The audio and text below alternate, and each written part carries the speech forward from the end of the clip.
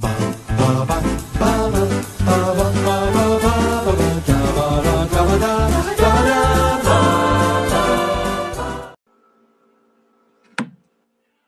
my name is Thomas Carruthers, and today, oh yes, and just you wait, Jay. I've got to introduce this whole thing because it's very exciting. Because we do have Jay Reef here, returning from his month of Lynch, David Lynch, which we had a lovely time with, and now I enjoyed that zoning in on a director so much that I thought, well, no, this isn't actually true.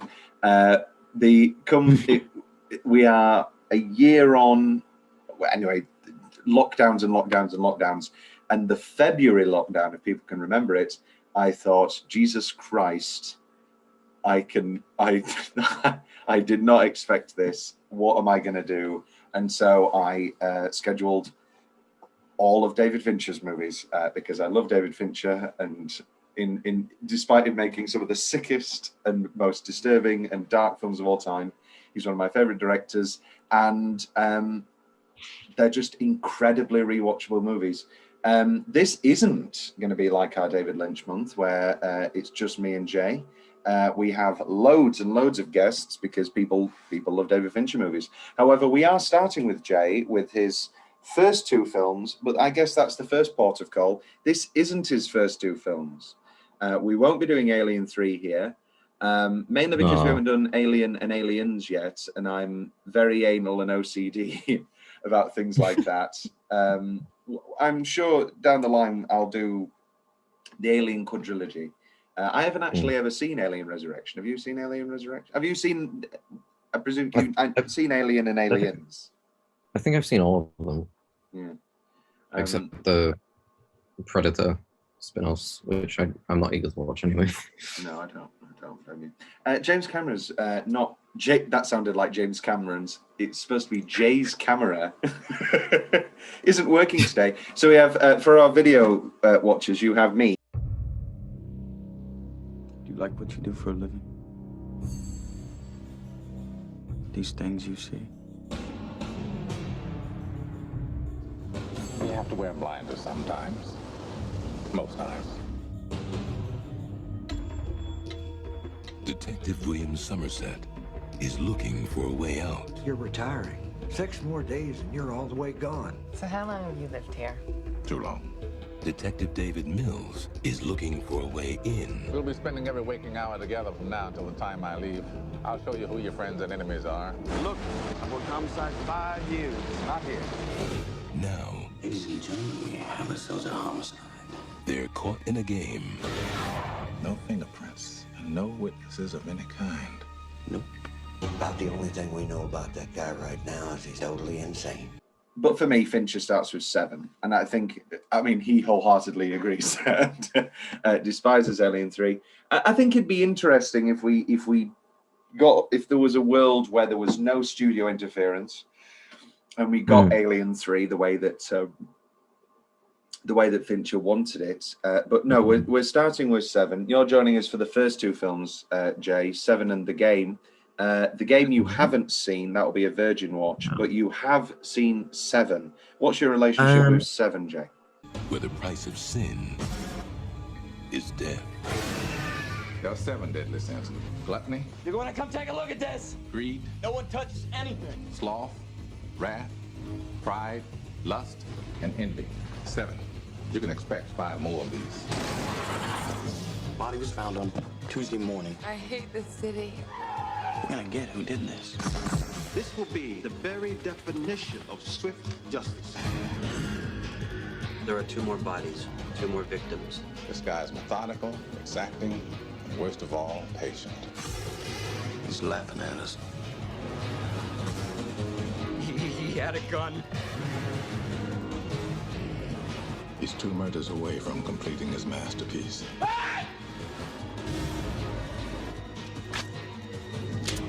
Let's finish it. Brad Pitt, Morgan Freeman, Gwyneth Paltrow. Have you ever seen anything like this? No. So I I hadn't actually watched the whole film until yesterday. I'd seen the second half of it when I was a kid, which was pretty disturbing. Especially the last scene. But it's stuck in my mind since then, and I also obviously I know the twist and everything. Well, I've known the twist and everything because it's a bit hard to avoid that now. Unfortunately, yeah, but that's it really. I was in a production of The Addams Family, an amateur production at college, and me and my friend Will had previously been in Footloose, and I improvised a lot because there were other people that were improving, and all the improvs got laughs. This isn't me blowing my own trumpet, it was the truth. And they got loads and loads of laughs, and they just basically became the script. Like a couple of the ones that just became the script. And so in Addams Family, we did that same sort of thing again. Me and Will had gags ready, and these gags were landing. However, the guy that was playing Gomez also wanted to get in on this, and he kept improving, and nobody laughed. And so the director came up to me, Miranda, and she said, "You need to stop improving because Gomez is keeping improving, and nobody's laughing." And obviously I said, "No, sorry, I'm not going to do that." And the biggest improv that he and basically nobody laughed the first night, and it was 6 shows, and he made the same joke every single time. So I don't know if you've seen Addams Family the musical, but there's this long dinner table scene, and Gomez has to make this speech, and he's basically caught in a lie, and he's making this ridiculous story, and he's talking about a box and a fox in a box, and he goes, and every single night, to no laughs, he went, and the fox went up to the box, and what was inside the box? Gwyneth Paltrow's head. Oh my! Nobody laughed any single night. That's depressing. It was rough. Oh my god! And then he also would say "gracias" after every single song. Just go "gracias." Well, at least he was in character. He was very much in character. A characterization he later described as Ricky Martin cum Antonio Banderas. Oh my god! It was very fun. Se7en. Let's talk about YouTube comments. Back when trailers didn't give away 3/4 of the movie, because there's a big thing. Spacey, big boy Kev. This is our first Kevin Spacey movie on the show. Yeah. And really? Yes, it is. I mean, we've talked about Kevin Spacey an awful lot. I think I've talked about the performance of Mind Games more times than I should mention. But and obviously, let me be frank, those wonderful Christmas Day videos. Multiple times now, I have seen that he has posted on Christmas Day and left my dinner, family dinner, and sat in the other room for 3 minutes and watched Kevin Spacey. But the big thing with this movie was, of course, that he refused billing. Basically, he was hot off Usual Suspects, or maybe hot into, I can't remember. He was big shit. He was big shit, and the studio wanted him as one of the top names. And Spacey went to Fincher and he said, "I don't want to be on the poster. I don't want to do any of the press tour. I don't want anybody to know that I'm in it. And I want to be a big surprise." And in 1995/1996, depending on American UK, you could do that. And obviously it was very, very, very, very effective. Yeah, that's fantastic. Yeah. And this comment, Hollywood would never have the balls to do this today. Absolutely true. And we have a point example, because Denis Villeneuve wanted to do that with Harrison Ford in Blade Runner. He wanted that to be a complete surprise, and no, they just did not let him. My girlfriend asked me to recommend a movie for her to see with her friends, and when I said Se7en, she looked at this very trailer and said, "It seems boring. I'm going to have to break up with her." Took a turn. Fair enough. Morgan Freeman is often part of the movies that are considered as one of the best. That's actually crazy. It's true. He's a very good person. This movie was made in 1995, but it feels like 2009, 2010. David Fincher is a genius. And I think it's because, and it is amazing that it was 1995, because this is just all modern prestige TV now. This is just all your all your murder miniseries, all your, well, prime example, this film, this script, if it was made now, basically would be a 7-episode miniseries. I have no doubt in my mind. And it would be called Mindhunt. Yeah, well, there we go. Yeah, obviously. Well, originally, David Fincher wanted Zodiac to be a prestige miniseries. No, I'm telling a lie. He wanted to make The Black Dahlia into that sort of prestige miniseries with just 10 episodes, great actors, and make it like a film.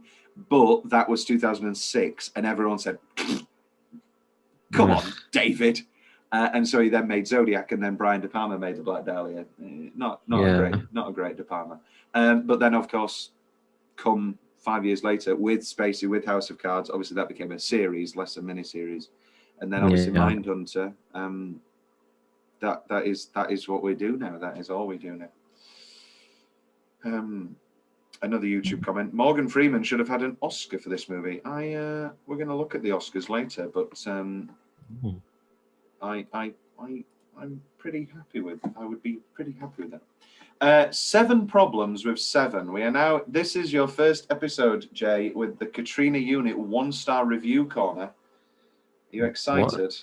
What is this? These are 1-star reviews from IMDb. Not IMDb. IMDb. DeB was a tutor who we both knew. IMDb. First, the consistency of the killings is completely muddled. Basically, they're just saying how that it's Brad Pitt shouldn't count. I also didn't buy at all that Say that again? Because he doesn't die. No, because like the Pitts, you become wrath. Like that whole thing, that doesn't make sense. Kevin Spacey should have killed an angry man. And also, Tracy technically didn't have a sin. That you could That was what I was wondering. Yeah, we'll get into that later in Change / Tom's Big Question, because he is inconsistent. Kevin Spacey, John Doe. Have I got to 7 things yet? Did I mention the silly 7 in the title? How about the constant allusions to Somerset's knife, the knife tossing, etc., which turns out to be needed most in the film to open a box? You're saying that as if, you're saying that as if opening a box isn't the biggest thing in this film. Exactly. The McDonald's of horror films. Wow. What? There are a lot of bad films out there, but even with the worst of the worst, there is some redeeming quality, like that neato big wave in The Perfect Storm. But 7, the acting is flat. Brad Pitt's opening lines seem like they're coming from someone acting for the first time. His moaning at the end when he gets his special gift just seemed pathetic. Wow. People who like this film, please watch some David Lynch movies and see how this should be created. Not by using video game titles or relying on special effects, makeup, and yet another plot with biblical references, but instead a careful selection of actors, beautiful cinematography, and incredibly original stories. Well, I mean, we definitely agree there, but not in the realm of... another example of American violence porn. That's a review there from John Doe himself. Wow. Oh, wow. And here's another one. A symptom of the appetite for pain and death of our society. Wow. This film, though well made and well acted, was popular because of its subject matter: extreme violence, torture, and sadism. Eek. Wow. Indeed. Jay, I'm going to set up the Oscars, and whilst I do that, let's get into the body of the... Oh, no, Box Office Mojo. We also do box office now. It's called the Box Office Rundown. The budget for 7 was 33 million. Right. How much do you think it made worldwide? R-rated film, 2 hours and 7 minutes. It was out for 66 weeks. Oh God, I'm not going to be good at this corner. I'd say it made 100 million. Okay, I was going to guess 300. Which is pretty good for an R-rated. And it was a stacked year. Casino was out, Heat was out. Very, very, very good year. Kind of underrated because they're like 3 of the best films ever made. Just like under the radar. Okay, those Oscars are ready. But and then just you wait till we see these Oscars. It's just so bland. But anyway, so we get into 10-minute stretch. Jay, why don't you kick us off? What are your 10-minute stretches that make this film so good? Say obviously the end climax. Yes. Where sorry, siren. After John Doe has the upper hand. John Doe has the upper hand. After the actually the helicopter people were pretty funny during the They're last... great. It's the guy from Scrubs, isn't it? It's the guy from Point Break. You're young, dumb, and full of cum. Oh my God. Where's the guy? What's his name? I'm going to get his name. What was that? Wait. No, not Zach Braff. But that would be great. John C. McGinley. John C. McGinley is on fire in this movie. I love the SWAT team. I love Somerset. They love this, and that's swat before dicks. Go on. Yeah. Get the fuck down. Come on, motherfucker. And they just love it. And that's like, a pretty funny part. And then you got what you deserved. And then he's alive. Great. Love Sloth. We'll get to that. We'll get to that in my 10-minute stretches. Yeah. But John C. McGinley's on fire in this movie. Yeah. And also the original ending for the movie, we'll get to it, but was going to be just harsh cut to black after John C. McGinley goes, they shot him. Oh my God, he shot him. That was going to be the ending. Anyway, really? We'll get to that. That's going to be big. That would have been very funny, actually. And not in a good way. Okay, so the end part, probably from when he walks into the station, although I don't know if that's 10 minutes. No, I've split it 2 ways. Just that, the arrival into the drive and the feels, the finale. Right. And then the chase scene. You know, the one where he gets, as Kevin Spacey put, his head beaten. How do you put it? His head beaten in. I can't remember. Head beaten in. The only reason you're here right now is because I didn't kill you. And you're alive. You're alive. That I have granted you. I've been working on my Spacey for this. We don't know when the next Spacey movie will be. What are the stretches? I've got I don't know. Gluttony. Those are my main. I've got Gluttony and Bringing Us Into the World, and Somerset and Mills meeting each other, and that collaboration, and then into The Dinner. I love The Dinner. The Dinner was great. And it's one of those things where we know you forget how little Gwyneth Paltrow is actually in this movie and how big an impact she... I mean, I'm a big Gwyneth Paltrow fan. I think I've always been a big Gwyneth Paltrow defender. We did Sliding Doors on this show. It's Katrina's favorite film. But Se7en, I think she's excellent in. Talented. And Mr. Ripley, I think she's extraordinarily good in. But yeah, the film would not work if she wasn't as good as she is in those 20 minutes. Yeah. Especially then I've got Sloth, which is just absolute knockout, play it at my funeral, 10-minute stretch. Oh my God. I could watch that any day of the week. Just exceptionally that well made built. me jump last night. Good shit. What was the into the diner. Then a lovely touching scene with Tracy and Somerset. Very very upsetting, and I mean, Made even more obviously, upsetting by the fucking end of the film. Oh my god. say it again. Oh, and yeah. Oh, Jeez. he didn't know, and that's what gets. So that's shut up, and then even Somerset snaps. Yeah. God, your wife's pretty little head. And then Lust, which is a fucked up 10-minute stretch, but is Jesus Christ. Oh, that's very very good. Yeah. Very, Get very this good. off me. Get this off of me! Get this off of me! And I did it. I fucked her. I fucked her. And then excellent. I rewinded to see if I missed what was on him, and then they showed later. And Throw that Polaroid down. And also I love, I mean, obviously it doesn't work anymore for me because the minute you see that Polaroid, it's ingrained, but for the rest of your life. But it does a good build of tension. yeah.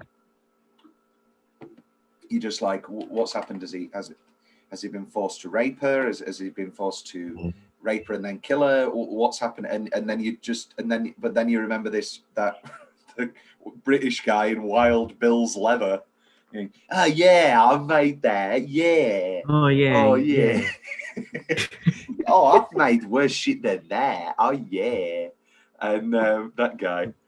And Yeah, then I you're like, enjoyed the 9 Inch Nails use in this. Yes, very good 9 Inch Nails. And obviously, precursor for one of the finest collaborations of filmmaker and composer we've seen in some time with Fincher and Atticus Ross. Yes, Social Network, Gone Girl, Girl with the Dragon Tattoo, and Mank, all 4 now.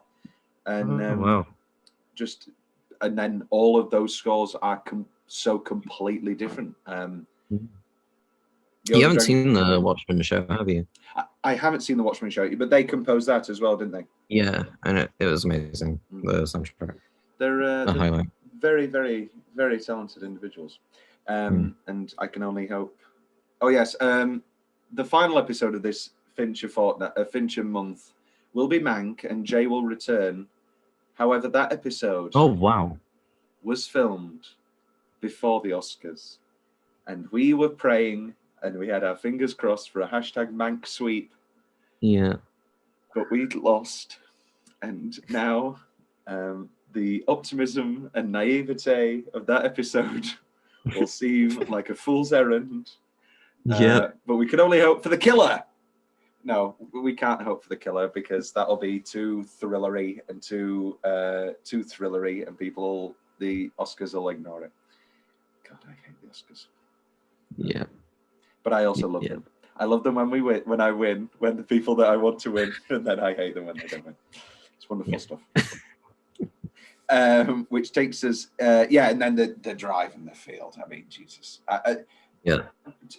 This was the first time I'd watched it alone since I was a kid. Right. And I think the first time you watch it, and you're a kid, and when I say kid, I mean like 14, 15. Right. Too early, really. But anyway, you're just like, oh my God. And it's the shock. Then the next couple of times I've watched it have been in group settings. Like the YouTube comment, who's going to leave his girlfriend. And it's been like, oh, Tom, you know movies. What's a thriller? What's like a murder film that we can watch? And I go, oh, let's watch Se7en. Because, like people love a murder mystery and they're in. And so every time I watch, see their reaction to the end. And so there you go. So for me, the ending in those situations is once removed, and I'm watching them react, and it's like, shit, wow. And I'm watching them. This was the first time I'd watched it just sat alone in a long time, and I felt physically sick.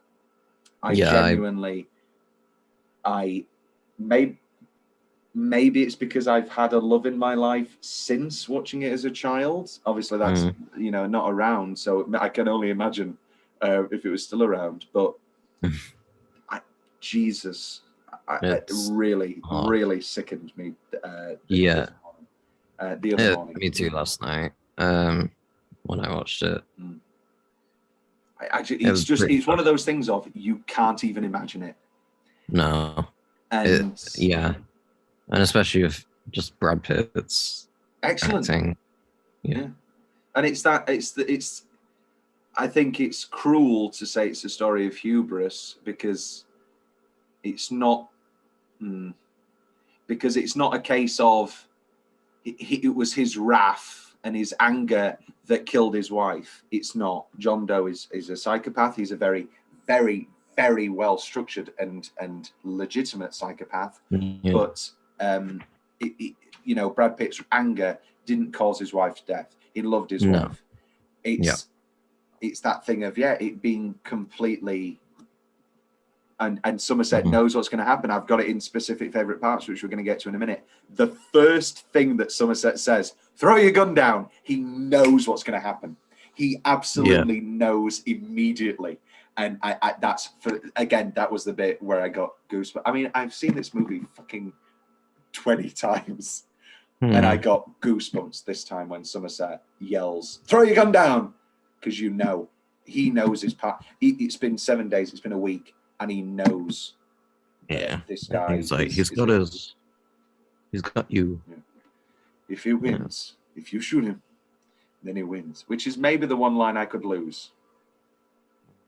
I don't think that was a bit on the nose. But I knew he was going to shoot him, but when I watched it last night, I forgot for a moment and was like, maybe he won't. And then you get that shot of Tracy. Yeah. Well, we're going to talk about that in Tom's big question because, there was every version under the sun of what that ending was going to be. But the big thing was that Pitt, Freeman, and Fincher, when they got their scripts, it was this draft, and it was Mills. It was Tracy's head in the box. It was Mills shooting John Doe, and cut to black, and that was what they all signed on for. And then all of a sudden, there was this thing of, well, we're gonna talk about it later, but there was this thing of, oh, can it be this? Can it be this? Can it be this? And no, this is the script we signed on for. This is what we want to do. And of course, the film isn't anywhere near as powerful, affecting, masterpiecey without the ending that we have, which takes us into Tom's weirdly specific favorite part of the film. I've got tons.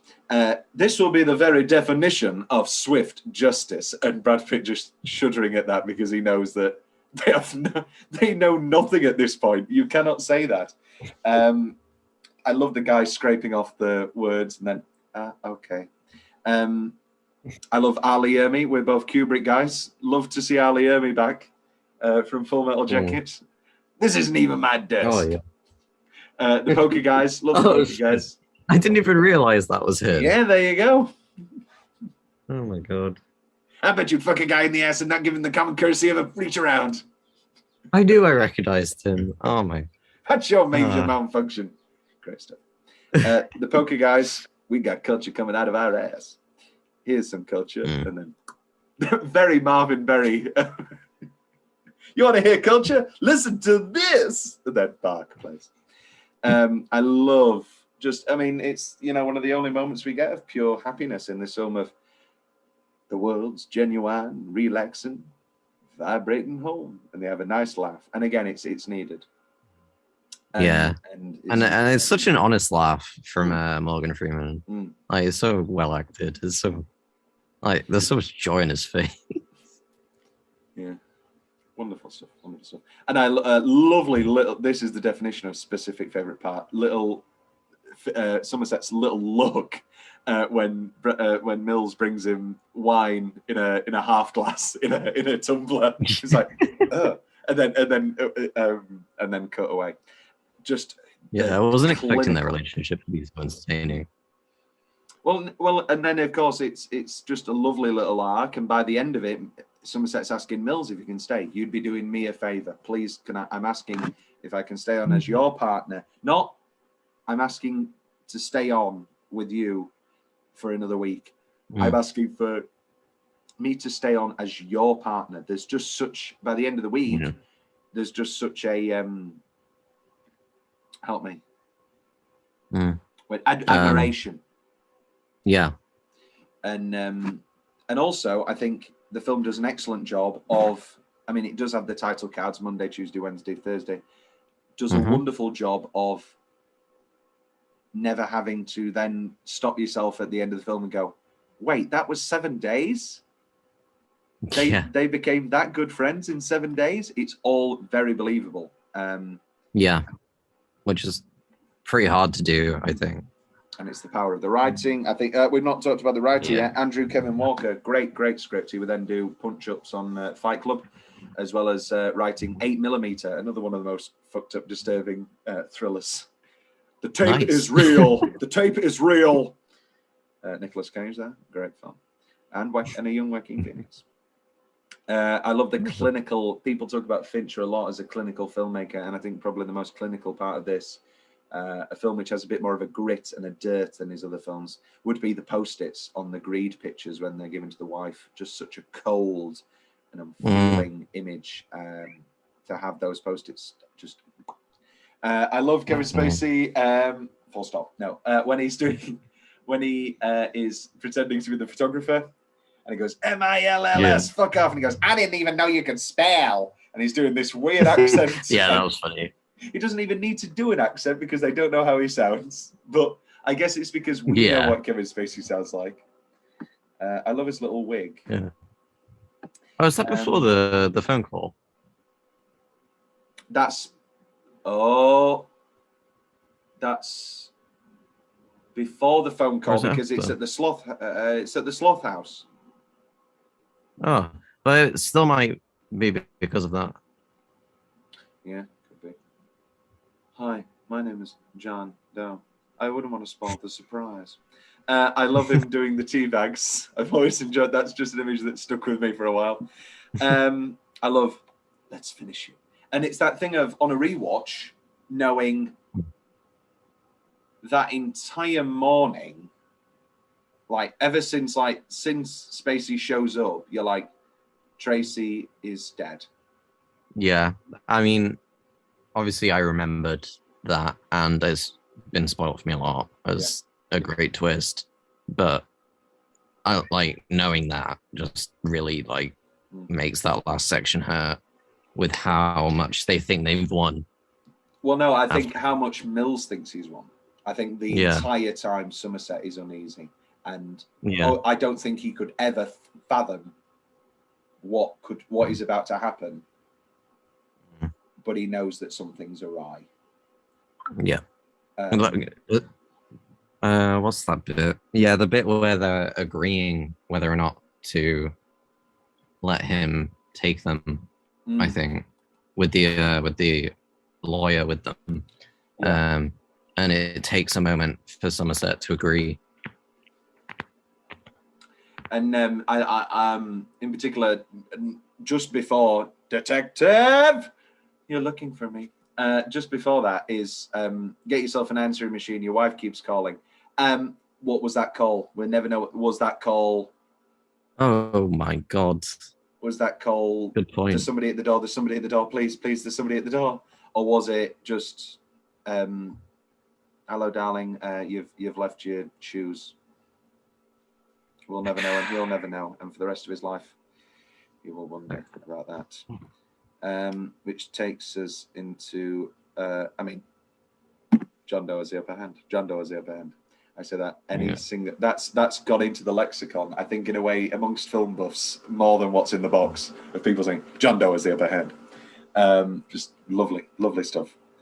Which takes us into Jay's weirdly specific favourite parts of the film. Those little things that we mentioned it. The bit where they went and talked to well, I mean, the civilians in general, actually, in the film were pretty entertaining. Like when the chase was happening and they were just all yelling at him to shut the fuck up. It was pretty funny. The guy, the woman they pay off. The woman they pay off that too.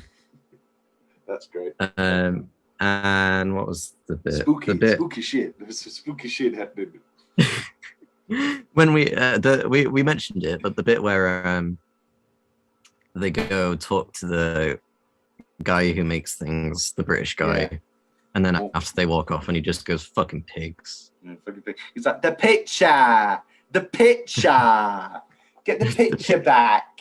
What's it? Because like, what's he going to be like? Oh, I can make you this. I can make you. I can make you this. That entertained me, and I reminded me of Alan Cumming in a nice white shirt. Yeah, in nice white shirt. Big guys. Great. But less coming on to someone. Ice White Shirt will be one of our biggest, luckiest episodes, and people can only come on in masks. Yes. And I will only let them onto the show if they can remember the password. Fidelio. And what is the second password? There is no second password. Which takes us into Soundtrack Corner. Two things to talk about. The wonderful Howard Shaw, who really gives it a bit of a noir score and just a real propulsive thriller. Very, very good. Very good.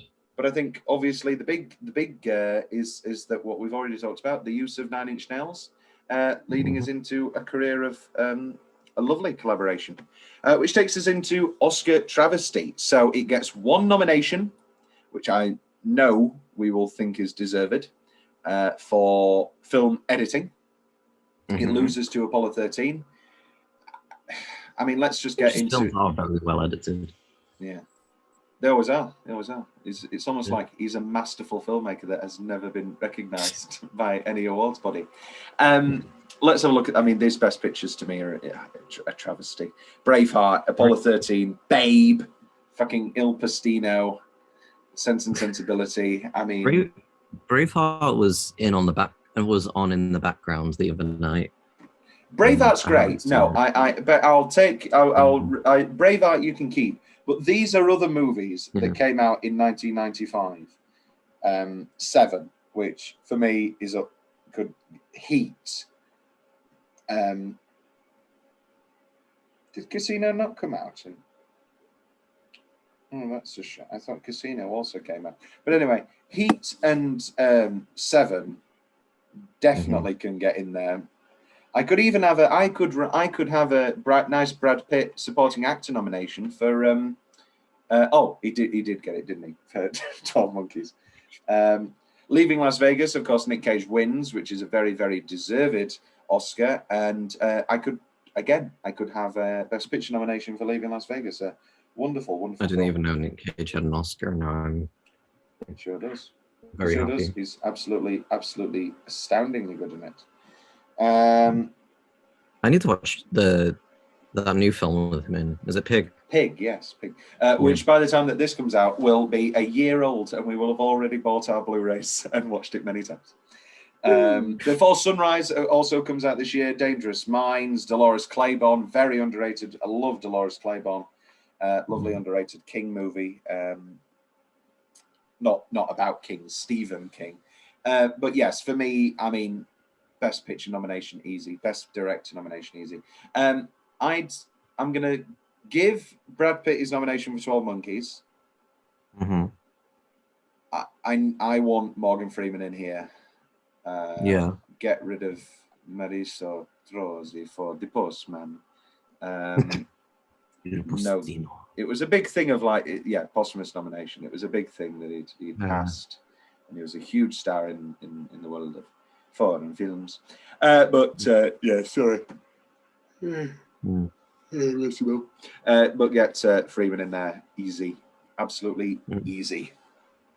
Which takes us into Kevin Spacey time. What's a better performance? What he won for, Usual Suspects, which is obviously the correct answer, or is it this? Is the fact that he does such excellent work with not so little? He's given one of the greatest back and forth scenes in dramatic history, in my personal opinion, in the car. The scene in the car.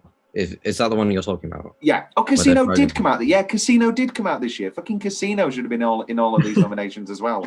Ugh. But I think you could.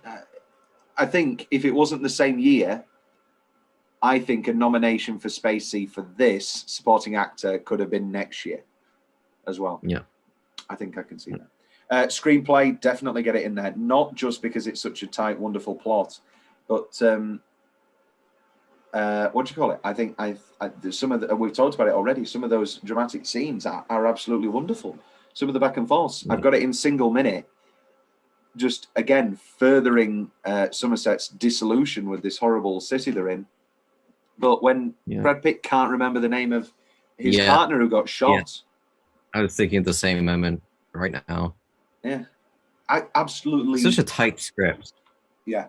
Absolutely brilliant stuff. I was watching that scene and I was thinking that I don't know if scenes like that would be in a big blockbuster film anymore. No, it's just big action scene, quieter scene with a few quips, big action scene. Yeah. Oh god. I love Woody. Mighty Aphrodite's great. I really like Braveheart, but I don't know if the best part of Braveheart is its script. Sorry, but Heat for me, this should have been the year of Heat. I don't know. I just think that's an insane choice to just shut out Heat. Sorry, I'm gonna Google Heat. It's De Niro, it's Pacino, it's Michael Mann. Okay, I see. Fair enough. Very, very good film. Like unequivocally one of the best, I think. Now, well, this is the thing. It's that typical thing of the Oscars should be given out 10 years later, and nobody's going to go Il Postino. They're going to go, okay, yeah, Heat, Se7en, Casino, yeah, Braveheart, yeah. Yeah, Braveheart, yeah. I'm trying to make a new catchphrase. Yeah. Yeah, Braveheart, you did it. Braveheart, you won Best Picture. Which takes us into Best Single Minute. You kicked us off last time, I'll kick us off here. I've put Hell opening. Just Morgan Freeman sat in bed with his metronome, listening to the sounds of his city / hell into that wonderful Nine Inch Nails I love the opening. Opening credits, yeah. I love his cat was trying to eat the wires. I also have Somerset lays it out of just, you can expect 5 more of these. There are 7 deadly sins, Captain. Blood, greed, gluttony, sloth. And he just lays it out. And it's like, oh, shit. Yeah. Yes, we've got 7 more of these. Just a lovely little single minute. Tracy calling the office. And we don't hear anything. We just hear, well, it'd be my pleasure. I don't think I can. Well, thank you very much. It'd be my pleasure. And yeah, lovely little stuff there. Nice. And then another little lovely Mills Somerset moment when they're shaving themselves with a wire.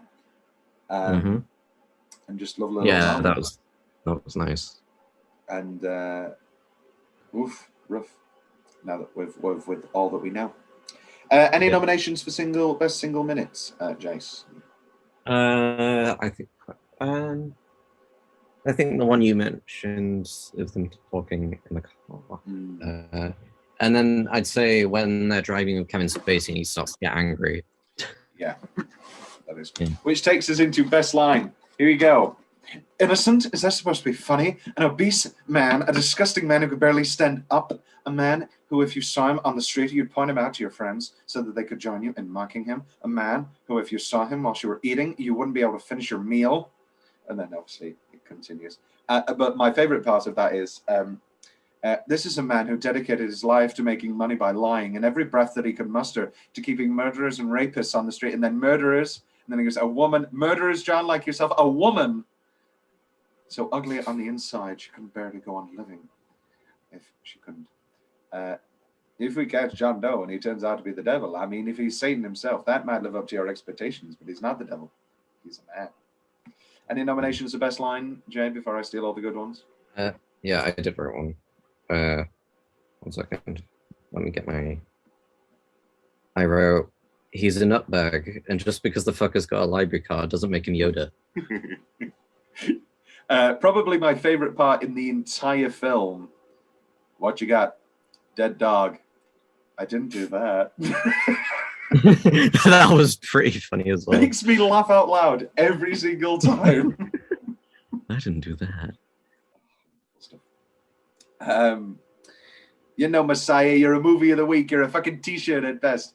Just again, bringing us into the world of the movies, and what these killers are to us. And it's that thing of, obviously, this is a very obvious statement. This will never be as emotionally affecting to anybody as it is for Mills and Somerset.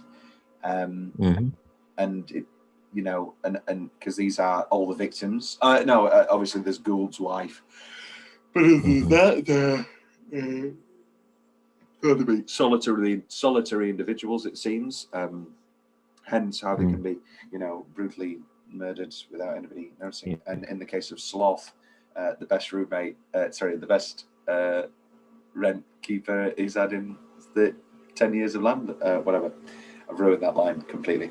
Detective, you're looking at me. You're looking for me. Wonderful stuff. Any other lines, Jay? No, that was my main one. It was a good choice. Which takes us into, I believe, let's get negative. Any changes, Jay? Any changes? I think you were going to say it, and it was the whole logistics, yeah. Yeah, like a reason for his wife to die, because I mean, obviously it's to get him to kill, but do we see John? Well, do we hear of John Doe killing anyone besides for the? No, there isn't really a throwaway line of like, oh, he's done this before and stuff. Yeah. I think as a kid, I always thought the way to do it would be make Tracy make her be envious of something, and your husband is out solving crimes, and you're envy of a life where he's with you, or some stupid shit. And then obviously Spacey's wrath because he's killing all of these people, and so he needs to be killed, and then that's the seven. I was thinking whilst watching it what her sin would be, because obviously I haven't watched it since I was very, very young, and then there was none. But yeah, even like envy over her other women that have children, or something like that, maybe. Yeah, but then I also go, he's a crazy guy. He is a crazy guy. And you know, the logistics, I don't think he cares. I think no, it doesn't really matter. No, okay, but a neon cross. He's a neon cross above his bed. Is this guy? Do we really have a bright red neon cross? Does he feel like he's bathing in the light of God? I don't know. Because he's John Doe by choice. That's not a change. I just remembered that part. And again, it's not really a change. How long did all this take? So he's spending a year on Sloth. Yeah. Just how much preparation? And that, so I presume for me, it's like it's taken a year. He's done a year. He's done a year on Sloth, and then he did Gluttony, and then he's got like the Wild Bill, and all that. But again, it's all pretty believable. It's all very believable. I think I recently watched Spiral, the latest Saw movie, and it's just ridiculous. There is no possible way that you could get those traps into those places and make all of those traps. It's just like ridiculous. However, this is completely believable, and all of these games and all of these, I guess even the greed killing is a soul trap. Is literally a soul trap. I can't remember if it's in one of the films, but that is literally, you know, Merchant of Venice. That is a soul trap just ready to be made. You know, cut up a pound of your flesh to escape. No cartilage, no bone, no more, no less. Which takes us into any other changes, Jay? No, that's it. I don't really have anything left from your notes. I don't have anything myself before we get into neither. Okay, so it's alternate ending corner. Right. The big one is the cut to black. Fincher, Freeman, Pitt all wanted bang, bang, bang, bang, bang. They all stand there. Mills and Somerset look at Mills walks off. Somerset watches him. Cut to black. Right. And then the studio, and basically they did a screening of it, and cut to black, and then the house lights immediately came up, and the credits started rolling, and the house lights were up, and so everyone was like, "What the fuck was that ending?" Whereas Fincher, Freeman, and Pitt have always been like, "No, that's the ending. Cut to black." What the that would be like one. I think that would be make this ending even more iconic. Of like, Jesus Christ, because I didn't even know if there was anything that came after him killing him, because no one ever actually talks about those extra few minutes. There's just we get Mills driven away, and Ali Ermey goes, we'll take care of him, and then you have the Ernest Hemingway. Ernest Hemingway once wrote, "The world is a good place. It's worth fighting for." I believe in the second part, which is a nice quote and a good ending. I do think it is a good ending, but that cut to black would be wow. Other options we've got. I mean, there's tons. Let me get them here. But there was a period of time where they were just like, please, can we have any ending where it's not her in the box? Please. An alternate ending revealed that John Doe did not murder Mills' wife, only substituting a lookalike. Mills then has no justification for killing an unarmed man and will spend the rest of his life in jail. Somerset decides not to retire and instead gives his country house to Mills' wife and a unborn baby. Nice, nowhere near as good. And we have an alternate opening, which was filmed. A lot of these weren't filmed, but there is an alternate opening where Somerset's inspecting and getting ready and looking to buy his country house, getting away from the city, and he sees just a speck of wallpaper, and it's this beautiful flower, and it's this lovely little image, but it's superfluous, really. And then he was going to look at the wallpaper throughout and think about the country house, and it's just superfluous, not needed. Never yawn. I never yawn when I'm not on these podcasts, and then I yawn all the time. The script was rewritten several times. In one version, there were additional scenes after the final confrontation.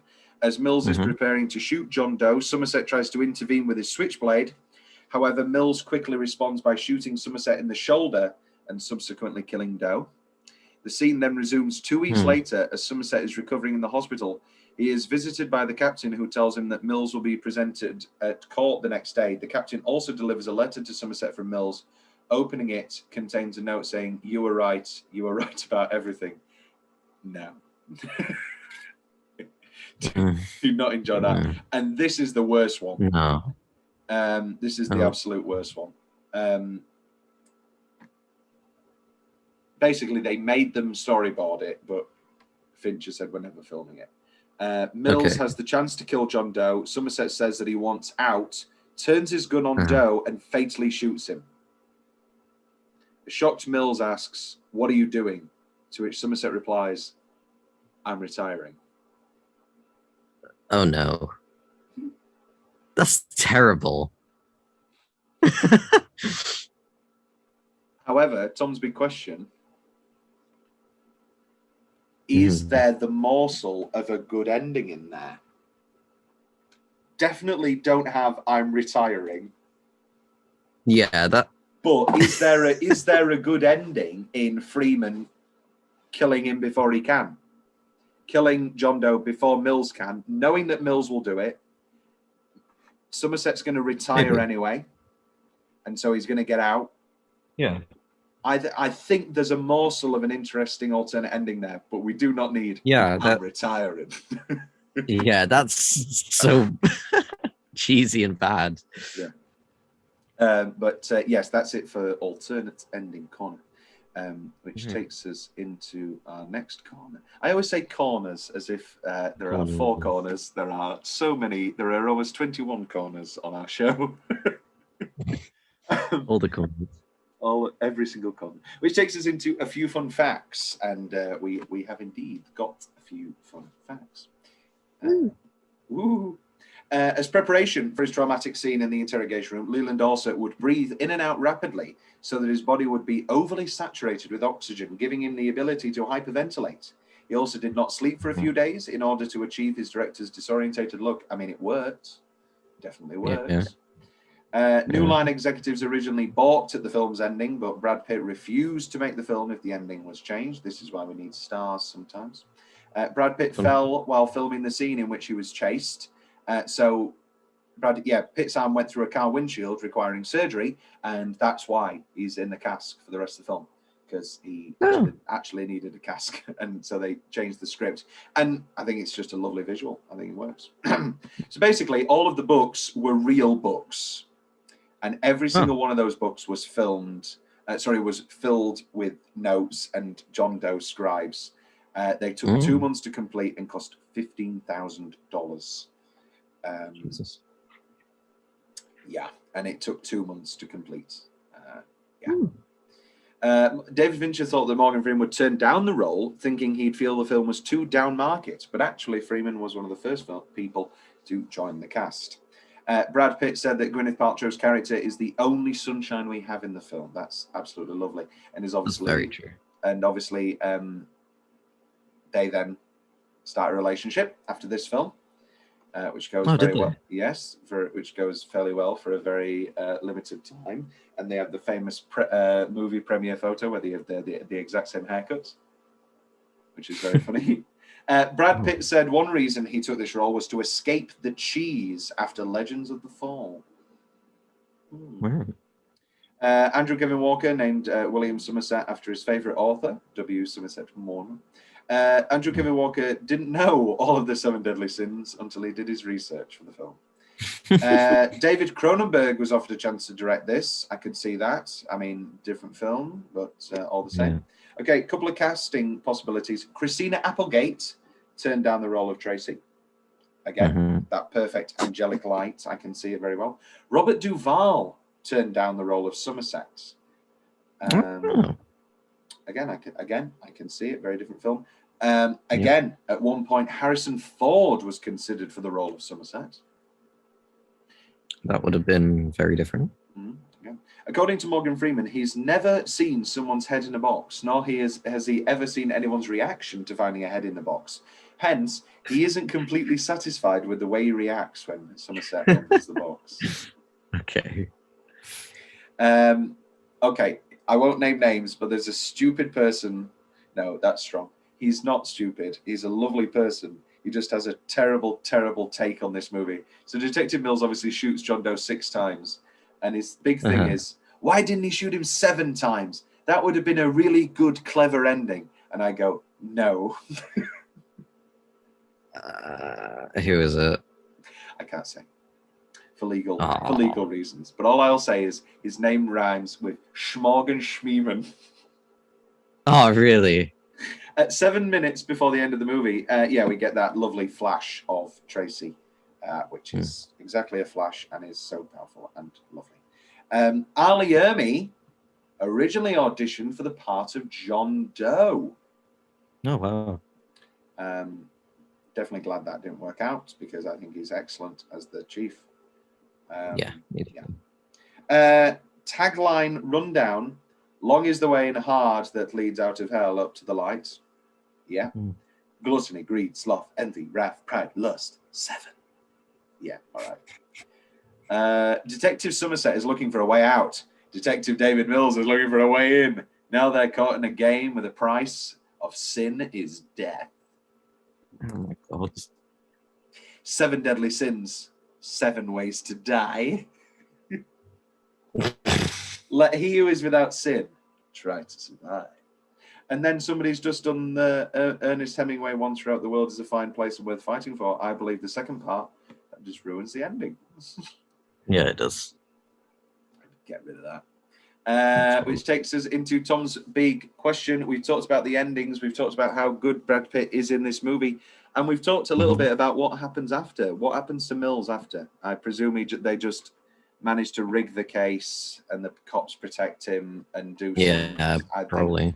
And then he just retires and lives out somewhere in Boston. Yeah.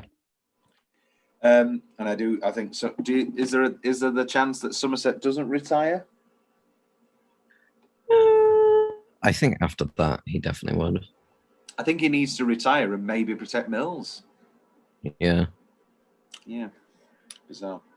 Lovely stuff. Which brings us to the end of Se7en. Jay, I haven't been able to see your lovely face, but I've been able to hear your lovely voice. This is kicking off our month, our February of Fincher.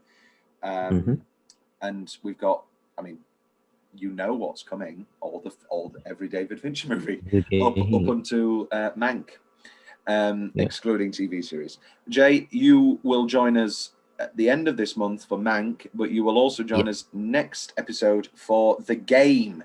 First watch for you, and excellent film. Love The Game. Michael Douglas.